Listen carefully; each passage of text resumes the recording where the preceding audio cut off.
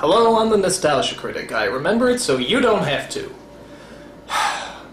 Mighty Morphin Power Rangers. I have to admit, growing up, I wasn't really a Power Rangers kid. I was more in that Ninja Turtles X-Men kind of crowd. In fact, when the show first premiered, I remember saying to myself, there's no way this is gonna catch on. People can't possibly be this stupid. And this is why I'm not in the stock market. The show, about 6 bland teenagers who saved the world from Japanese stock footage, was such a huge hit that they eventually made a movie about them in 1995. And does it suck balls? Major balls. In fact, the only difference between the movie version and the show is that the movie version actually has a budget. But instead of using it on mind-blowing special effects and high-tech wizardry, they used it to go skydiving. In fact, that's how the movie begins, with skydiving. Like someone threw a whole bunch of money at the producers and they said, "Yeehaw! We're going skydiving! Bring the camera along! I'm sure we'll fit it in the movie somehow!" And as you probably would have guessed, it's an entirely pointless sequence. Now, the first thing you Power Ranger fans might have noticed is a change in cast. In the film, we see there's a black girl and an Asian boy. But wait a minute, wasn't there originally an Asian girl and a black boy? Well, the problem with that is that the black boy was put in the black suit and the Asian girl was put in the yellow suit. Not very political correcto. When the producers realized racial stereotyping isn't in at the moment, they got rid of the 2 actors, saying there was an intergalactic unemployment line that needed wading in, and replaced them with the 2 you see now. However, the 2 cast members that sadly remain the same are Bulk and Skull, the supposed bullies of the group. Which I always found kinda strange. If they don't like the Power Rangers and they're always picking on them, why do they hang out with them all the time? Hey guys! Huh? You might want to slip those on.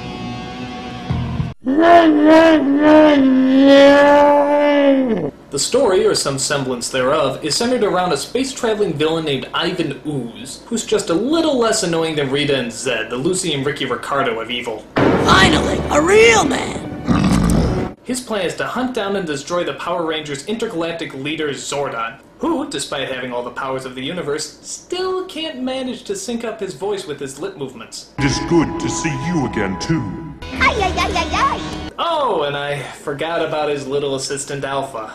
The best way to describe him is imagine C-3PO being even gayer than he already is. I know that's hard to fathom, but that's pretty much what you get.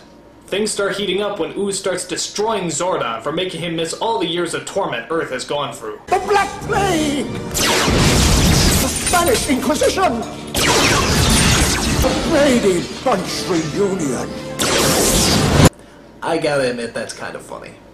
So Zordon's power is destroyed and he's slowly wasting away into a festering ball of nothingness. But don't worry, that doesn't interrupt the Rangers skydiving and rollerblading. It does, however, take away their Mighty Morphin powers. That seems to get their attention. We may not have our powers, but we're still the Power Rangers. I'm gonna disagree with you there, Tommy. You see, being a Power Ranger implies that you have actual power. So, without power, you're just a plain old Ranger. And trust me, they're not very powerful. Especially when trying to protect picnic baskets. Alphabet tells him that the only way to save Zordon is to find the Great Power that's located on a planet far, far away. The Great Power? Well, what's that? Where did it come from? How does it work? Well, this movie has far too many action sequences to worry about tiny little things like plot. However, it does take time to tap into our emotional sides. Zordon, you can't leave us! Ever since you came into our lives, you've been like a father to us all. Yes, I think we can agree that Zordon has been like a father figure to us all. Where are these kids' parents? I mean, seriously, do they ever show up? Are they so inattentive that they don't even know that their kids are on another planet fighting giant black chickens? Do you think they even know that their kids are Power Rangers? How do you miss something like that? And just when you thought this movie couldn't get any lamer, take a look at what pops up next. I am Dulcia, Master Warrior of the planet Phaedos. The planet what? Come on, you can find more convincing names than Star Trek word jumble. So apparently she fights off the birds by swinging these 2 sticks together, throwing them into some kind of hypnotic trance. Yeah, how is that supposed to put you in a trance, just taking 2 sticks and swinging them up and down, up and down, up and down, up and down, up and down, up and down, up and down, up and down, up and down, up and down, up and down, up and down, up. You win this round, Dulcia. So she tells them that they have to travel to a giant phallic symbol that apparently holds the great power. To do that, she dresses them in fashionable burqas and gives them the power of the new sacred animals. You are the bear, fierce and unstoppable. You are the wolf, cunning and swift. Adam, what's wrong? I'm a frog. Yes, a frog. Like the one you kissed. To get a handsome prince. What the hell is that? Kissing is my superpower? You shitting me? They get the strength and the swift and I get kissing? What kind of bullshit is that? Don't let her get away with that! Stand up for yourself, maggot! Hey! Hey, bitch, get back here! Where's my real superpower? Hey! Hey! Hey! Fuck this, man. I'm gonna go into anime. So the Power Rangers set out on a spiritual and enlightening journey, which I actually kinda like. It's good to see these kids look inside themselves and discover their true spiritual essence. And what exactly do they learn on this journey of self-discovery? Nothing! They kick some ass and they get their powers back. That's it. Bullshit. That's like telling a kid the secret to enlightenment is punching somebody in the face, which isn't that bad an idea right now. As always, the Power Rangers have a thrilling giant robot fight in the middle of the city. The traditional toy robot models are replaced this time with CG replicas. And I never thought I'd say this, but after watching this metallic diarrhea, I think I actually prefer the toy robot models.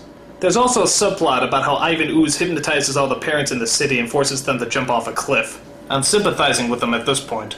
But don't worry, there's a little 12-year-old boy who knows how to operate a crane and a monorail. Where the hell did he pick that up? Was there a how to handle heavy machinery class in grade school? If so, how did I miss that class? The battle eventually works itself up into outer space, where the mother of all finishing blows is thrown. Dude, did you just see that? Real good lesson for the kids, guys. If you can't overcome your enemies, just kick them in the happy sack and they'll go down like anyone else. Top notch!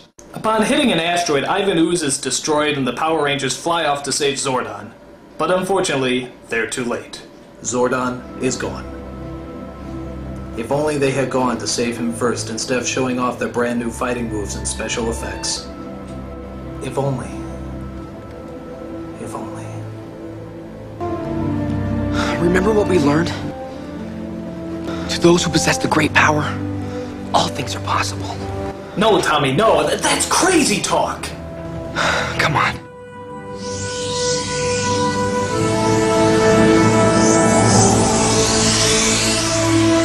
Can it be?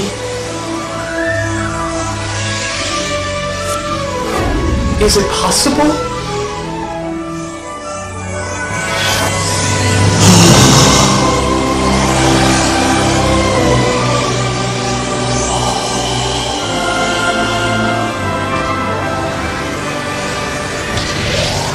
Wait a minute. If the great power has the ability to do anything, couldn't they just use it to destroy Ivan Ooze in the first place? This movie makes no sense! Nothing about the Power Rangers does! How come the monsters always land in the exact same city? How come the city turns into a canyon whenever the fight scene's about to happen? How come nobody recognizes the Rangers even though they wear the exact same colors every day? How come they always move like they have Tourette's syndrome? How come Rita's voice never sounds right? How come they dress up like NASCAR mannequins? How come it's sunny in space? How come Alpha's so gay? How come Kimberly's so hot? Why? Why? Why? I'm the Nostalgia Critic. I remember it so you don't have to.